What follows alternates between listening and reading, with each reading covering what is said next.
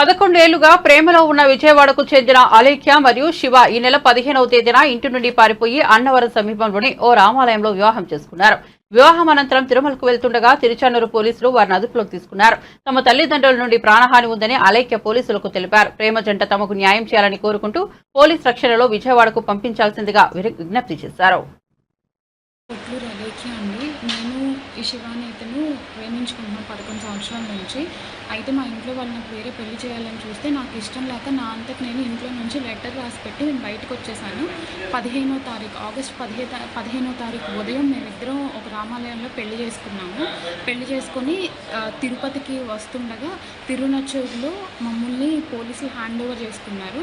Hand over చేసుకొని ఇక్కడికి మా తల్లిదండ్రులు మా వాళ్ళు వస్తున్నారంట. భవానీపురం పోలీస్ స్టేషన్ నుంచి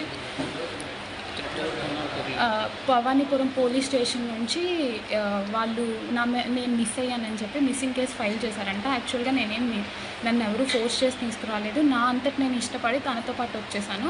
నాకు నా ఫ్యామిలీ దగ్గర నుంచి అంటే మా అమ్మ నాన్న ఇప్పుడు మా డాడీ వాళ్ళని ఎవరైతే ఇన్ఫ్లుయెన్స్ చేసి సపోర్ట్ చేస్తున్నారో మా పెద్దమ్మ ఇంకా ఇలా కొంతమంది ఉన్నారు. వాళ్ళ దగ్గర నుంచి నాకు నా భర్తకి నా అత్తింటి వాళ్ళకి థ్రెట్ ఉంది. ఇప్పుడు మేము ఇక్కడ ఉన్నాం. మాకు ఒక ప్రోటోకాల్ ఇచ్చి మేము వాళ్ళతో పాటు రాము విజయవాడ. మాకు ఒక ప్రోటోకాల్ ఇచ్చి విజయవాడ పంపిస్తేనే మేము విజయవాడ వస్తాము. ఎందుకంటే నాకు నా తల్లిదండ్రుల మీద నాకు నమ్మకం లేదు. సో నాకు ఏదో ఒక విధంగా